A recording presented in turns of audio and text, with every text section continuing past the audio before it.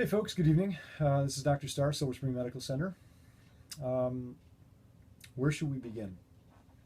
By the way, I just thought I'd angle the camera a little tiny bit so you don't look at the messy office behind me and you can look outside and see nature and beauty and think nice things.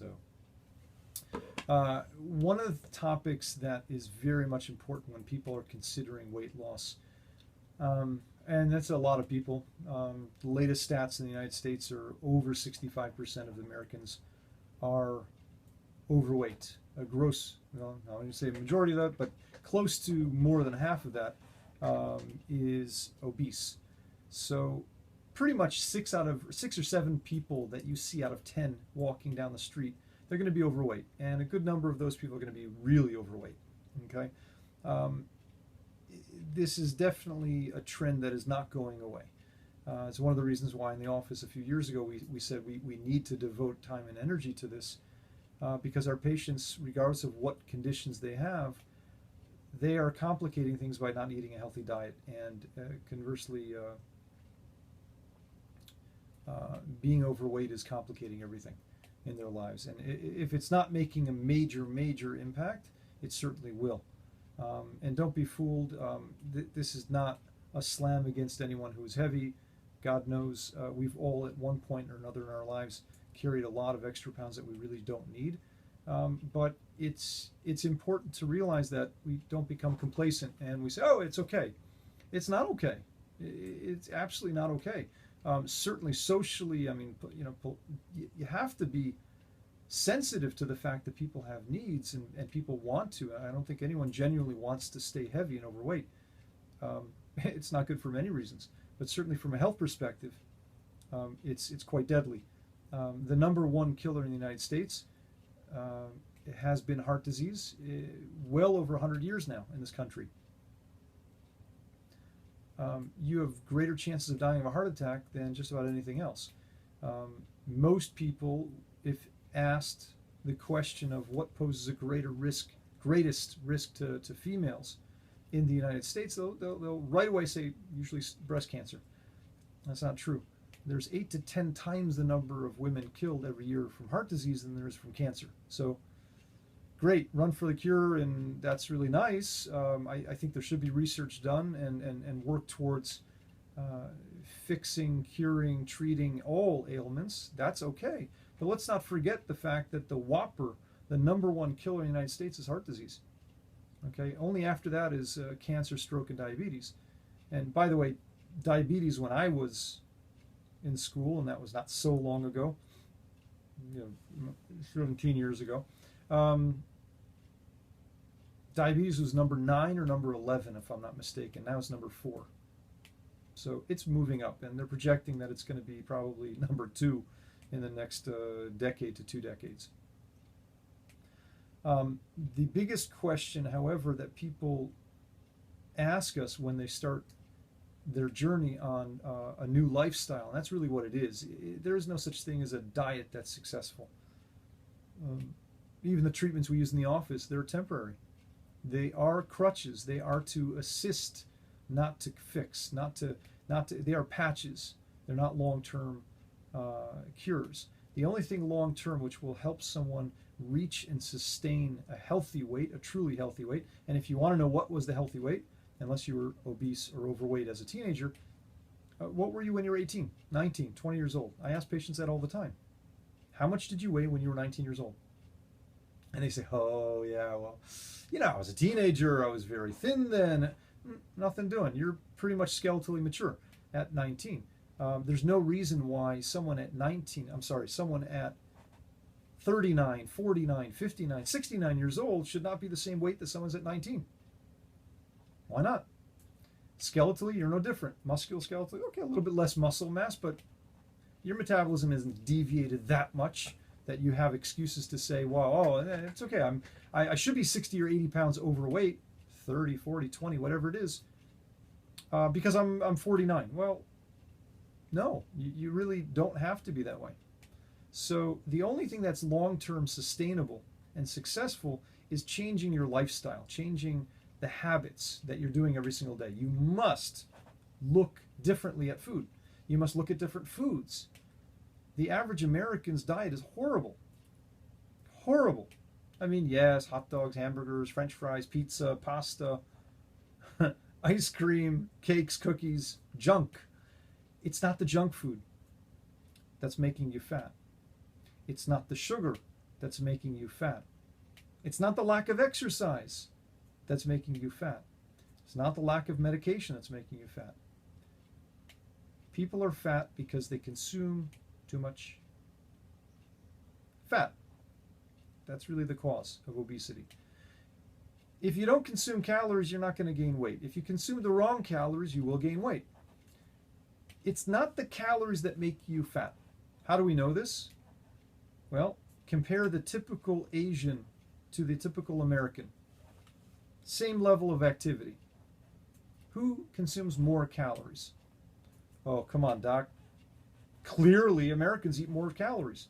They're fatter. The average Asian, East Asian, is not fat. They are like this. Americans don't. So clearly it's the calories, Doc. No, it's not. Because the average Asian eats more calories than the average American. Uh-oh. That doesn't make much sense. If they eat more calories, then why are Americans fatter than Asians? Doesn't make any sense, does it? Yes, it does. The average Asian eats about 2,600 calories per day. The average American is about 2,200 to 2,400 calories a day. Probably closer to 2,200 calories. How is it possible that Americans eat less calories but yet are obese? You don't have 65% of the East Asians walking around overweight. You certainly don't have 35% of them obese. So what gives? The difference is in the quality of the calories that they're eating. Okay? There's 3 different kinds of calories for the most part. There's fat, carbohydrate, and protein. Okay, and we're not going to go into every single one of them because that's a long conversation, and we're already up to 5 or 6 minutes. And if you're still this long, then you're still watching, then awesome. More power to you. The average American's diet consumes about 40 to 60% of their calories are coming from fat. That means half of what you typically are going to eat today is going to come from fat. Not the volume, not the quantity, but the calories themselves. When you break the food down into calories, half of your calories are coming from fat. You go over to East Asia, that's not what they're eating. Their fat is only about 10% or less. So there's huge, enormous difference in how much fat is being consumed. Ah, it's the sugar, Doc. Yeah. It's the sugar that's making you fat in America. No, it's not. Because East Asians eat far more, probably double the amount of carbohydrates, sugar, than Americans do. They're eating a lot of rice, fruits, and vegetables. That's high carbohydrates, high sugar, and their fat and protein is low. They eat a small amount of fish, small amount of meat, small amount of dairy perhaps, which is a separate issue, separate topic, separate video. So they're eating high carbohydrates, low proteins and fat. What does Americans do? Just the opposite. High fat, high protein, and very low carbohydrates. And the carbohydrates they do eat is usually junk and refined carbohydrates. Not the simple sugars, the simple carbohydrates in fruits and vegetables, not the complex carbohydrates like pastas and rice and breads. Americans are eating refined junk, and then the few fruits and vegetables they eat are usually in the form of a slice of tomato, pickle, and onion and lettuce. It usually goes on the burger. And you don't really count those as fruits and vegetables because they really don't impact your health at all. You have to make meals out of the healthy food and have sparingly the junk food. I'm not telling you don't eat any of the fatty foods. Eat it, but eat sparingly. Okay? Have big portions of the carbohydrates. That is going to make a huge impact. So the solution to the obesity, at least in America, is eat more good carbohydrates. Don't go out and eat cookies. No, Dr. Starr said go eat more sugar. No. That's not sugar, and that's a separate topic, separate video. There's nothing in there but just the junk sugar. I'm talking about the fruits, the vegetables, and the grains if you want to, but it's not totally necessary. Beans, legumes, nuts, seeds, fruits, vegetables. The closer you get to a plant-based diet, the more you start to tip that scale back in the direction of what is over in East Asia, the healthier you will be, the less overweight you'll be. And it's as simple as that. So what do you eat? Patients ask all the time, what am I supposed to eat? You eat whole foods. You eat apples, pears, bananas, fruit. Eat as much fruit as possible. Make a meal out of a fruit. I would say maybe 1 out of 100, not even 1 out of 100 patients we see. I say, when was the last time you made a complete meal out of fruit? I don't mean an appetizer, I don't mean a slice of melon, I don't mean a couple of grapes at the end of the meal. A whole meal. When you're hungry and you sit down and you eat a whole meal of fruit. One kind of fruit or multiple fruits, whatever. Maybe 1 out of 100 will say they've done that once in their lifetime. Most people have never done that in their lifetime. They just don't. They don't think of fruit as a food. Why? It's the most biochemical, well-designed food for a human. The best. Fruit is the highest in vitamins out of any food. Whether it's walking or not walking, plant-based, animal-based, whatever. The highest vitamin. It is also the highest in water. Last time I checked, you need water to survive. You can't live more than a day or two without water. You will die if you don't have water.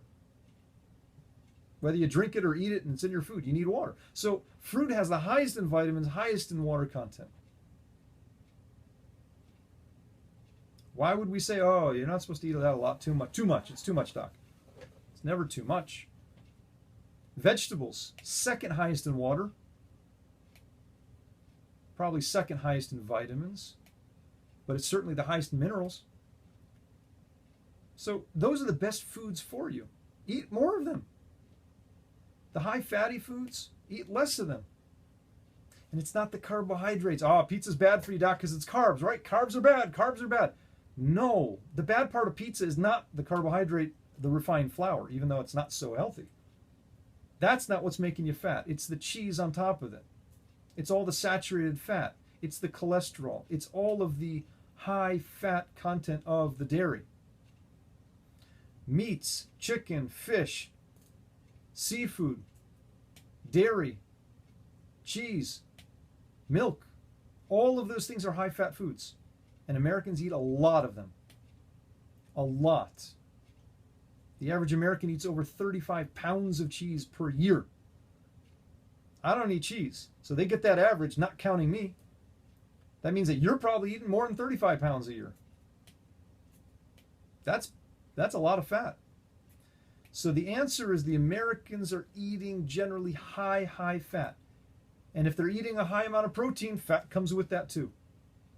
And the little bit of carbohydrates they're eating, it's coming in the form of refined carbohydrates, junk foods, and with that comes more fat.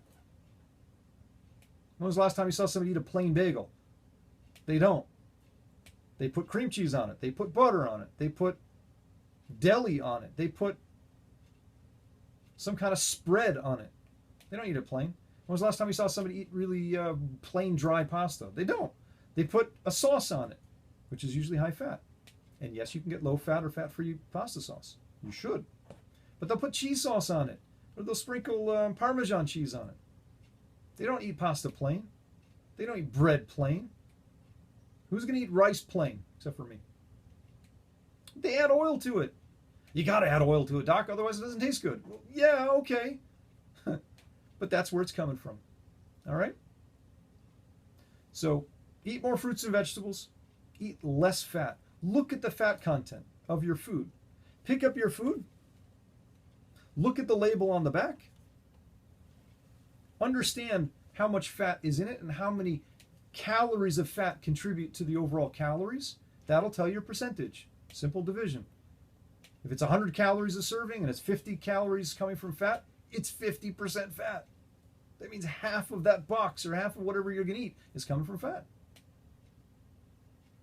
Cut out the fat, increase the fruit and vegetables, drink more water, get more sleep, be happy. That's it. And you won't have to see people like us. Have a great day.